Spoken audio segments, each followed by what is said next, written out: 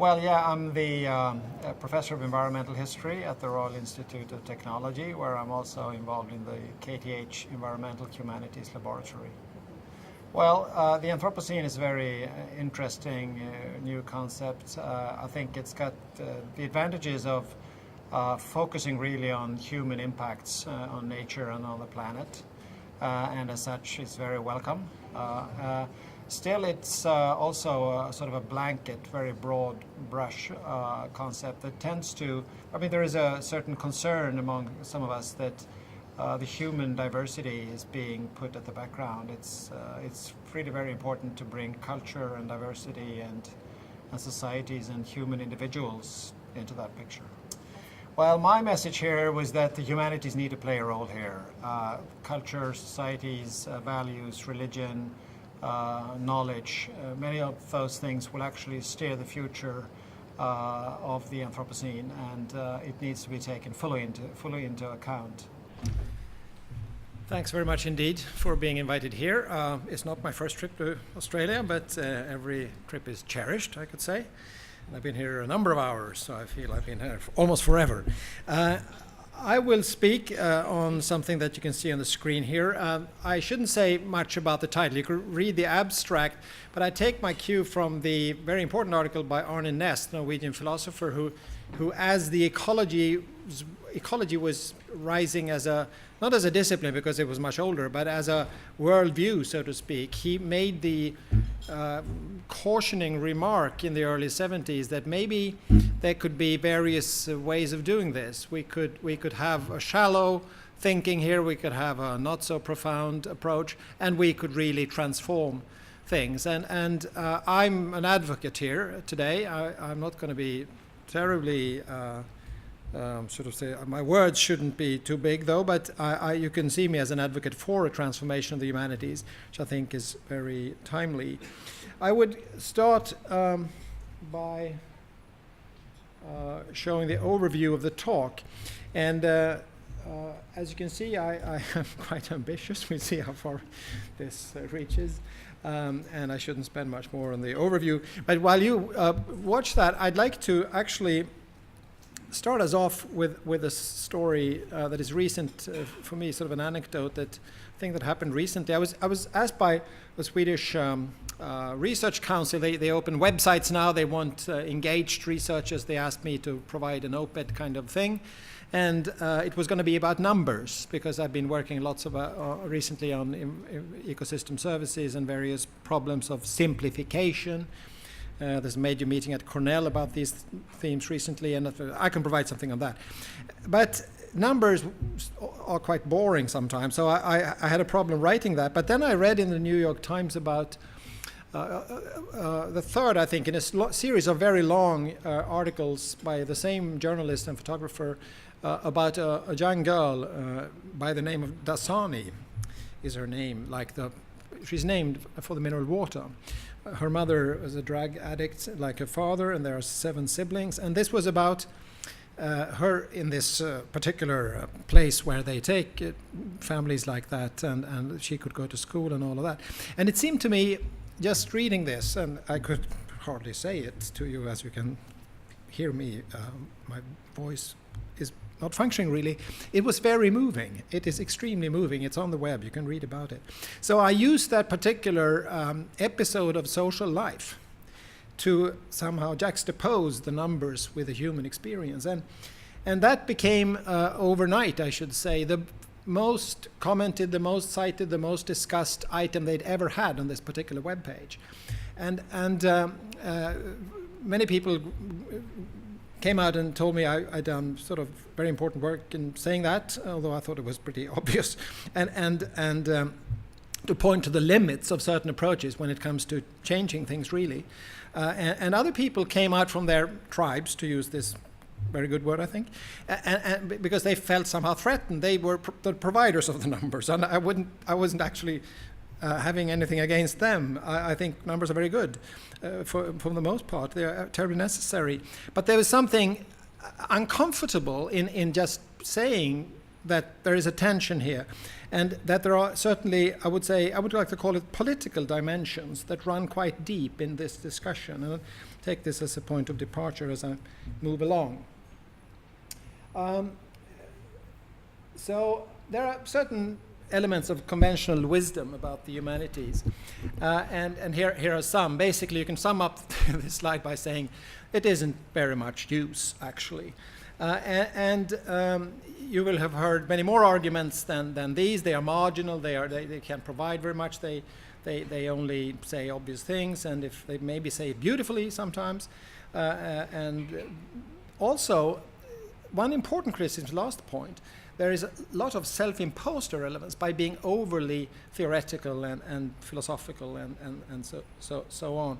This is very much an understanding that we have been living with and sometimes producing ourselves as humanists. I think perceptions have been changing for a number of reasons for some time, and that has to do, look at these points, with major changes going on. Religion, more persistent than we thought. Climate change is not just about geophysics, it's about humans as drivers, as we heard earlier.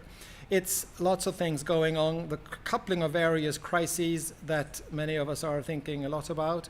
And it's somehow more and more increasingly impossible to say that, well, we don't need to focus also on the value systems, the religions, the literature, the arts. But still, it is not very clear what to do with all this insight that is somehow coming along. And also, of course, predictions, numbers in those predictions can only say so much, and if we follow the history of predictions, it is not a very comforting story. Also, there is a demand being voiced from the science community, if I may say so. Here is just one example to do with the new initiative, Future Earth, the repackaging of the big global programs into new ambitions. There is some things in Europe also with the H2020, Horizon 2020 program. Big discussion there about the role of humanities and social sciences. And there is seemingly some sort of demand that maybe here the humanities and the social sciences should play a more major role. And I assume something similar is going on in Australia, because it seems to be going on everywhere. But then how is this going to happen, and at what cost, and so forth? And of course, this could have been a talk that talked about the costs, the policies, and all that. I won't do that today. I'm perfectly prepared in the middle of the night. Just wake me up and I can do that. But today I'm actually aiming for something, I think, slightly more interesting, although that is, of course, also very, very crucial. And let me start then by framing this whole thing of the environment, slightly repeating a little bit of what, in other words, perhaps what Libby just said. We are, after all, writing books together, as you heard. And I have a slightly nuance difference here, maybe also. This was a fine thing we heard from Graham Wynne, a Canadian colleague, when he commented in a session we had in Munich some months ago about our book. And this guy, John Crosby, whoever that might be, who said this funny thing in 1972, damn the environment, a year ago, no one had heard of it. Why couldn't we just go on fishing as we did now? And that is, I think it speaks to something very, very historically. This is important. The environment has a phenomenal career as a concept, and these are some of the forms. We should be quite interested in how it became so successful, and here are some of the reasons. And I think one important concept here is the scaling, how the environment has been useful in saying very different things, actually. And these points, they really bring the story that the environment itself as a concept has meant a totally different thing in a way. It started being a local influence on the human psyche. Herbert Spencer articulated such ideas a long time ago. Then it became something that determined, climate not the least, the future of man. Societies, civilizations, some famous names there from the geographers, the geosciences, and so forth.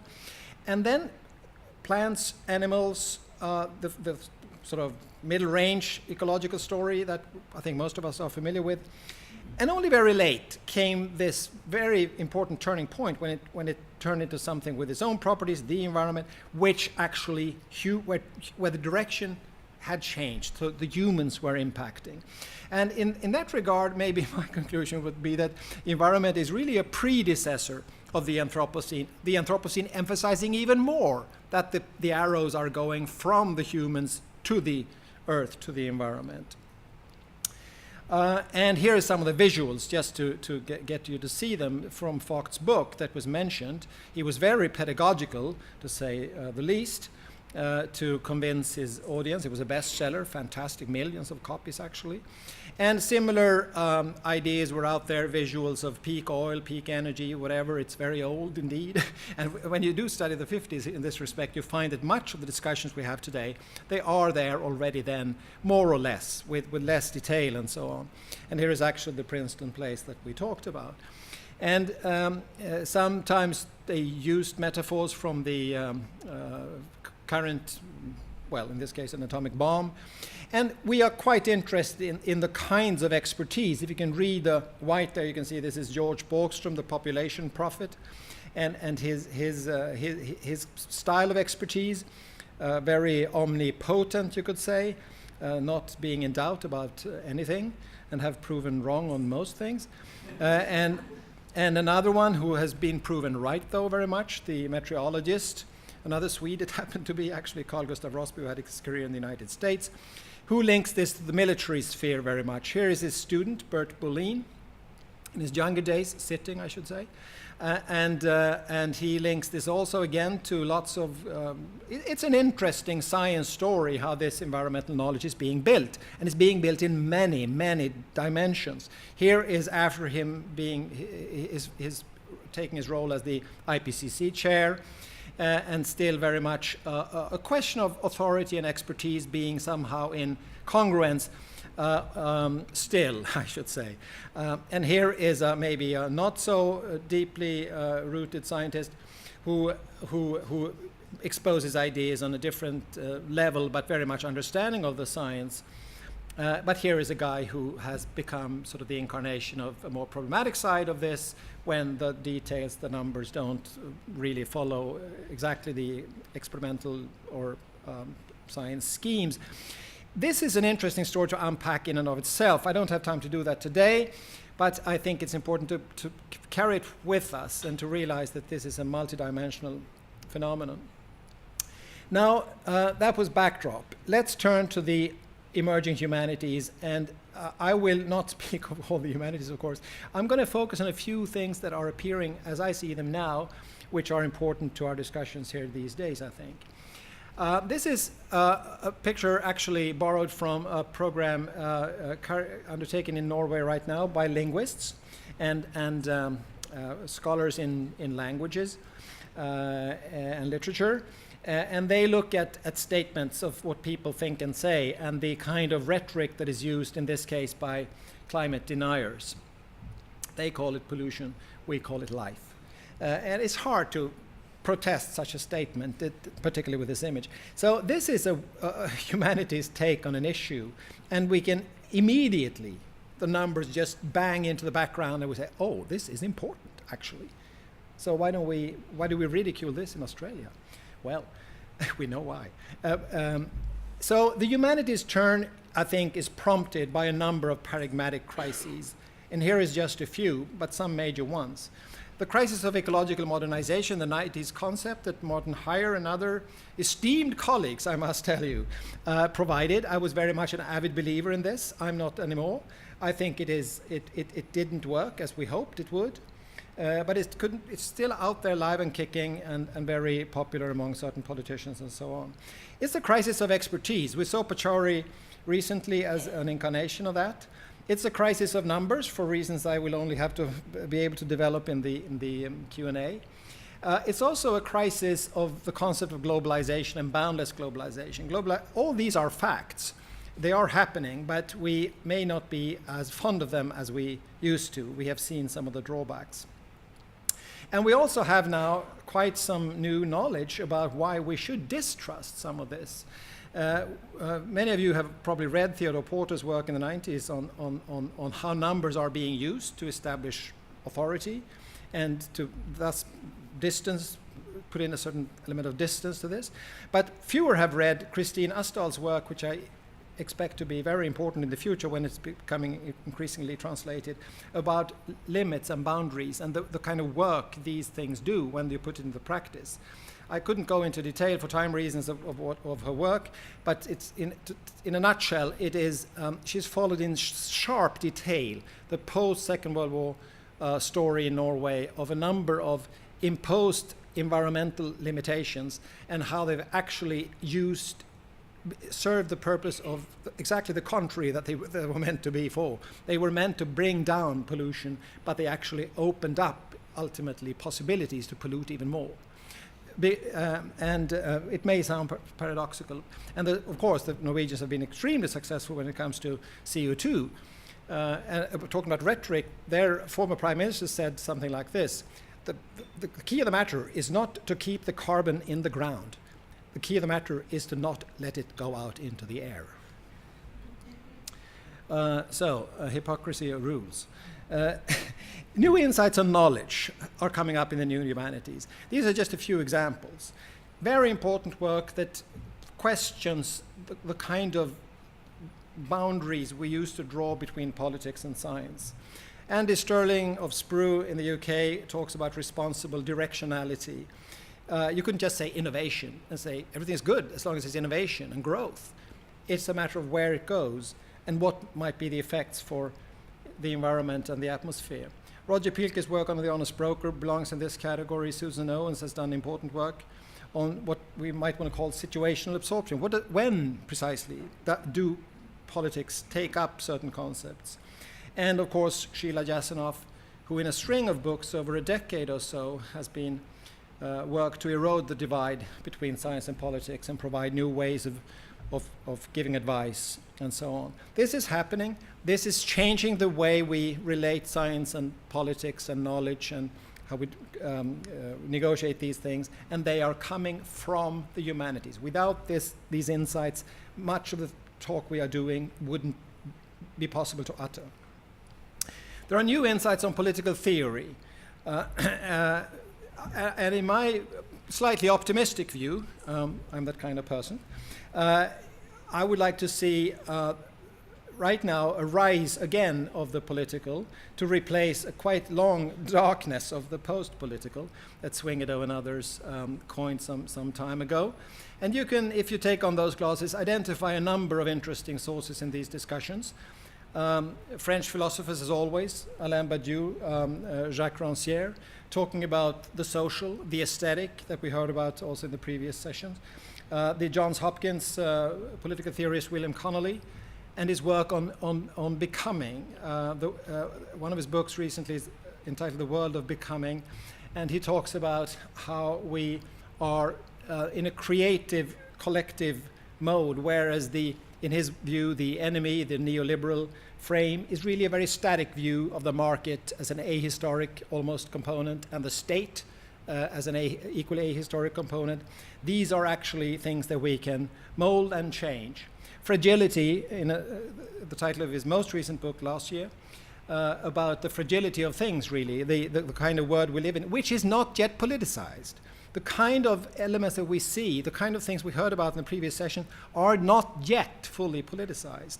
And they will not be unless we can provide a discussion and a climate of discussing this as politics too. Melissa Lane at Princeton and her work on the ecoethics of the ancients, how you can actually go back to the old sources and pick up important concepts. Politeia was, of course, Plato's concept, something different from when you hear the state or the republic. But actually, politeia was the original concept. And you can go on and find more insights from political theory that provide us with food for thought, really. New insights on history, quite a few of them. Many of you are familiar with the second point there, the number of historical works starting in the 80s with Alfred Crosby's work on global exchanges of species and diseases and so on, and many others, even present in the room, and certainly often from Australia, actually. There seems to be a global view from here. But look at the first point. Stuart Eldon, the very classically trained geographer, goes deeply into the political concepts and writes a new narrative, I would say, in my reading of him at least. The old one we had was that people only would let go of power to any central authority with some very, very deep caution. That we teach pupils at school about this, how the state of nature was so dangerous and so on, and tyranny was always lurking. But in his view, politics, the polis, is really something that follows human societies in their finest hour, and how we couldn't live without it, and how we are actually gathering together to solve problems, not by coming up with simplified numbers necessarily, although they can assist us, but precisely because we need to articulate values. Without these articulation of values, without the contestation of values, this wouldn't be possible. We also have new narratives of the planetary scale. We'll hear more about that probably in a minute. The least known, I suppose, by my references there is Joe Masco at Chicago, and his work on what he calls terraforming planet Earth, which I will come back to towards the end of my talk. There are new narratives of hope, and some not so new, that we could connect to. The last point is Ernst Bloch's 1940s and 50s work, so extremely important, linked to politics, about the anticipation and the identity of humans generally, and of societies too, that we can imagine ourselves hoping to become something that we were not, and maybe aspire to our noblest ambitions and views of ourselves. And the kind of empirical work we do now, they come up with results that seem to question the very notion of solutions, that we could find ready-made solutions that we put into political practice. If we look back at the major transformations that have actually occurred in the last century or so, think of democracy on a broad scale, think about industrial production systems, think about consumer society revolution. Some of these have bad consequences, but there are still major social changes. Think about public health. Think about human and social rights, welfare societies. These are not very old and ancient phenomena, they are recent. They happened not because they installed a new Future Earth program or a science-based approach, but it happened as broad sweeping change in societies. They were multi-purpose, multi-acted, they were creative, they were normative, they were life-transforming, they were life-enhancing, they were possible to mobilize people around with particular narratives that were at their center. So things are going on. We are not at loss, so to speak. We are doing a lot of work that is not yet fully coalesced into new understandings. That is something that I think is part of the work that needs to be done. So if this, what I've said so far, is largely an is kind of thing, we might want to move to ought. What should we actually do? And I think the humanities largely are at a formative moment right now. Neglect is dangerous. We probably need to do something really. And as I said before, the expectations are growing. What we do now will have consequences for probably a long time. I don't think there will be a single silver bullet. Rather, the historical evidence shows us that this is broader, sweeping changes with much is very unpredictable, unforeseeable. And maybe also one should avoid some short-term instrumentalist research. At least humanists are commonly very reluctant to take that on. But then again, what then is the offer that can be made? I think very importantly, we need to articulate relevance and in order to halt marginalization and change.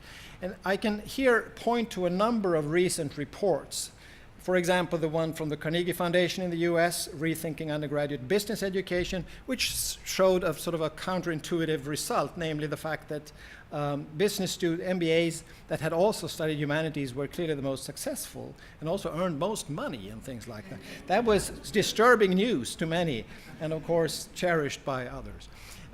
The AAAS published, the American Academy of Sciences, Advancement of Sciences, they published this report, The Heart of the Matter, last year. You could say many things about that. It was probably not very deep thinking, but it was a sign that the crisis in the United States needs also the humanities to be halted. In Europe, the European Science Foundation had this rescue program as part of it, myself a little bit, and also gave a report about a year ago, maybe 2 now, with major proposals. You could say that these and many other more national indications point towards a new transformative Anthropocene humanities taking shape, and we are bound to contribute more to that. And we should look, of course, not to change the humanities in the way that we abandon things we do well. The old methods and pathways should still be there. But there are some items, again, that I don't spend time on now, how to rethink professional schools to install humanities there, how to build new curricula, faculty structures, integrative approaches.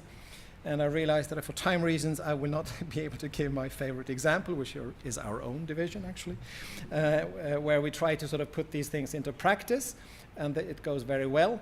So let's move on. We are also, I think, importantly in the need to look for more relations to the outside world. It is a true criticism of the humanities that their relations have been too few and maybe too narrow. And that work is also, I think, happening in many places, to embed scholars in practical work situations, in institutions, organizations, across society in ways that other fields have developed much more efficiently for a longer period of time.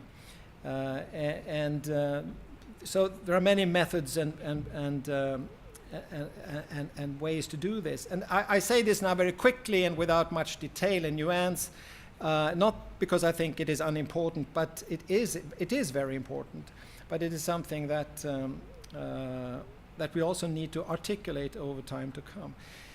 We need also to spend a minute thinking about what the humanities did contribute before to the understanding of the environment.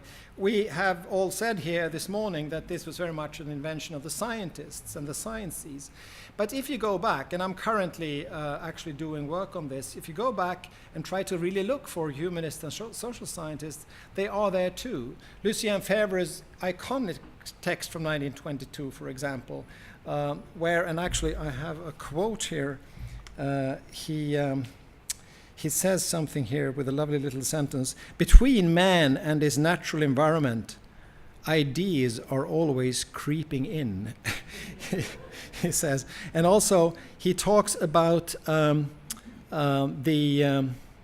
he actually is already back in the early 1920s. He makes this arrow shift. I would say before most of the scientists had even started thinking about that. He's so demonstrably alien to any kind of determinism that he is a possibilist, as they called it, and he would say, so it is us humans that actually change the world. He was an Anthropocene thinker in 1922, and I think that's worth pointing out here, and he was an historian.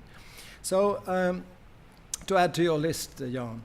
And if you go back into national stories, like in Sweden, we have a number of artists, thinkers, and architects that really do contribute if you are able to read the fine print. Elin Wägner being a feminist already back in the 30s and early 40s, who published a number of books that we would today frame as anthropocenic, and so on. And I think the disciplinary stories from the 70s onwards we know very well since before. Now, I will have to skip this little side story of how a professional school in Sweden is rebuilding itself and actually having provided industrial competencies for a long time, should now ask a question to herself: what about the Anthropocene? What sort of knowledge shall we provide for the coming century? And then the way our department has particularly reshaped itself almost totally in 20-25 years to serve these kinds of purposes. And you can only barely see the keywords here as I move on to the what I think is actually the most important and 4-minute part of my talk, which is about some key concepts here that we need to think carefully about. And I've chosen just a handful. The first is justice. And those of you who were present last night heard at the opening event up at the University of Sydney heard some things about environmental justice, and I think even more could be said about that. And in the context of the Anthropocene, I think again we need to ask some tough questions about the kind of language we're using here. It's very important these days to talk about guardrails, about planetary boundaries. I was actually a co-author of the Planetary Boundaries article in Nature some years ago, and so much has happened in those 4 or 5 years since then. My thinking has, if not changed totally, so at least moved a bit forward. And I think we see now also the problems with that actually it tends to turn the humanity at large in a role as providing these environmental impacts, whereas of course it isn't true. It is very diverse, as was already said, I think, by Libby. We have paid too little attention to distribution, and to, if we again take this other research line I'm involved in with ecosystem services, it favors purchasing power at the cost of social movements and politics. And it is as if these lines of work have big problems taking on board what is absolutely necessary if we are to understand how things are going to change in society. So I think the whole discourse of justice is absolutely crucial here if we want to make some progress. And power seems to be a concept also largely lacking from Anthropocene discourse. Interestingly also, I think we are in the Anthropocene era facing some major changes in very basic notions of time and temporalities. Fernand Braudel was, of course, the arch saint of historiography for a long time through his concept of la longue durée. And la longue durée, according to Braudel, and again I will have a quote here, well, he said like this: "For centuries, man has been a prisoner of climate, of vegetation, of the animal population, of a particular agriculture, of a whole slowly established balance from which he cannot escape without the risk of everything being upset." Now, that was probably the kind of message that Jan referred to when he talked about his undergraduate time, because this is a worldview that is so recent, but certainly not true. It is incompatible with the concept of Anthropocene. And we are now doing work. We're going to have a session about this in San Francisco in a couple of weeks at the American Society for Environmental History, about the current situation, which seems to be a nature on speed, a nature that sort of goes much faster than Braudel ever thought. What does that mean to history? In what ways do geoscientists, for example, reshuffle the conditions of writing history?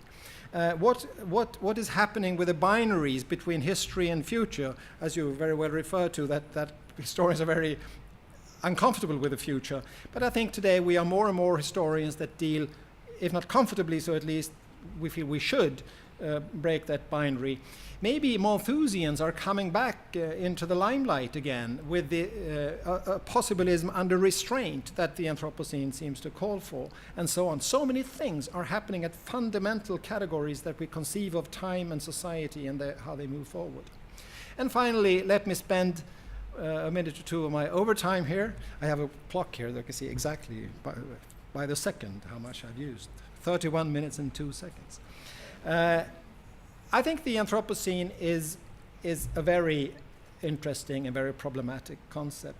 We were, some of us who recently published an article about the anthropos in the Anthropocene, how the humans tend to be getting just, there are very many and very different, but they tend to get just one face in this Anthropocene. And I have a number of questions for you. For example, can Anthropocene be reverted? If we have moved into it, and maybe even the geologists have accepted it, if we are successful in moving back the kind of impacts we are doing that we don't like, should we then go back to Holocene? Is Anthropocene something to cherish or to question? Should we hail human progress making scars on the earth, or should we be discomforted by that? Should we like what we made to Earth or not? And if we like it, must we not especially like those who have been making the marks, the geoengineers, for example, the makers, the heroes of the Anthropocene? Shouldn't we create a new pantheon of the Anthropocene? And after all, why should we care so much about the earth? We used to think about agrarian societies, industrial societies, feudal societies, modern societies, societies that were taking on notions of human activities and things that were core to what humans did. But the Anthropocene seemed to be just one big hammer, and then the earth, and the interest is on the earth. Now why? Joe Masco again, Terraforming Planet Earth. It's a story of weapons of mass destruction. And he recently gave a seminar at the Institute for Advanced Study in Princeton, where we are together now. And it was a story about the impacts of the nuclear. And he also used a Japanese artist who had made this fantastic movie of all the bangs. He put all the bangs into a 10-minute show, and it was a massive experience to watch all that. You were even bored after 4 or 5 minutes. So many scars, so many things. And they aren't terribly amusing, I should say, after all. The scaling, important again, towards the planetary, how we have built this. This is really something for the humanists to take on, to write the story of how the planetary became so important. But what is the implications for power, for hegemony of knowledge, for technologies? Who is going to, so to speak, be the hegemonic interpreters of the realities of this particular epoch? And finally, is again this the oeuvre of humanity? If not, by whom? What is sustainable and unsustainable? We heard a question about that also before the pause. It is a blurring of the sustainable and the unsustainable. In the Anthropocene, everything is a mark on Earth, regardless whether it's good or bad, so to speak. And do we care whether it's good or bad?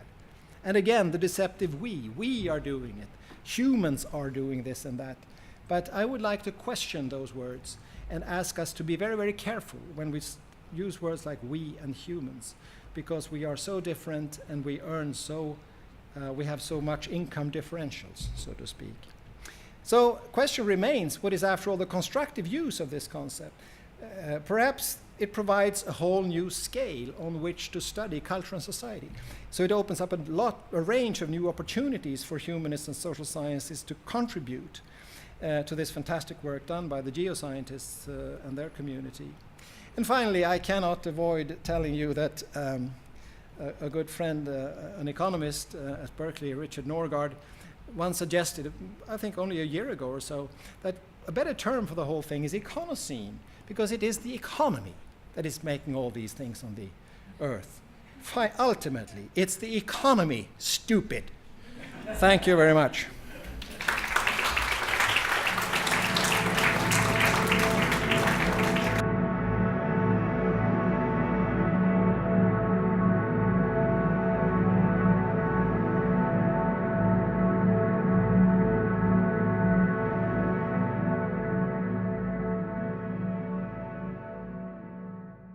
There's a major meeting at Cornell about these themes recently, and I can provide something on that.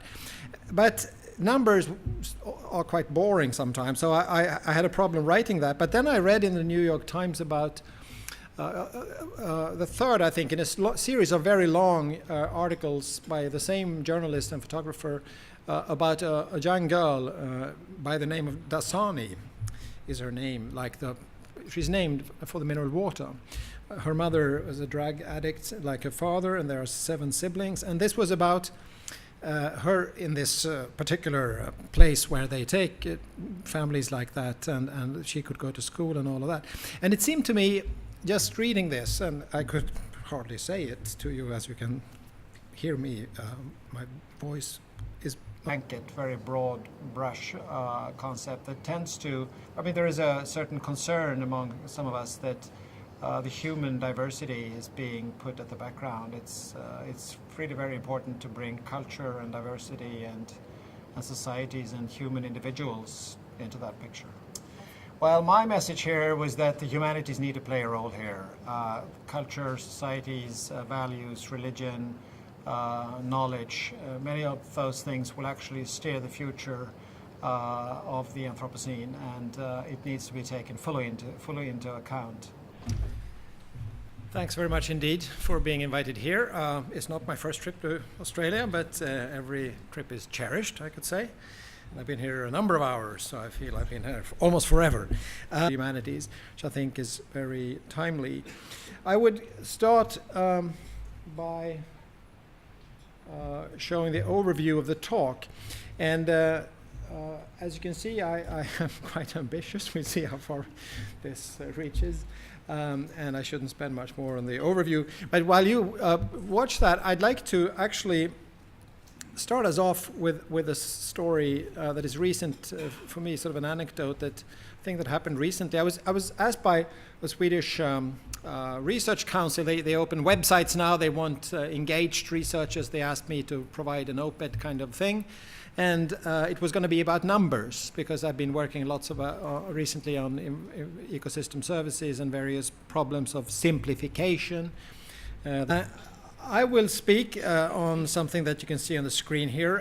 I shouldn't say much about the title. You could read the abstract, but I take my cue from the very important article by Arne Næss, Norwegian philosopher, who as the ecology was rising as not as a discipline because it was much older, but as a worldview, so to speak. He made the cautioning remark in the early 70s that maybe there could be various ways of doing this. We could have a shallow thinking here, we could have a not so profound approach, and we could really transform things. And I'm an advocate here today. I'm not going to be terribly sort of say, my words shouldn't be too big though, but you can see me as an advocate for a transformation of the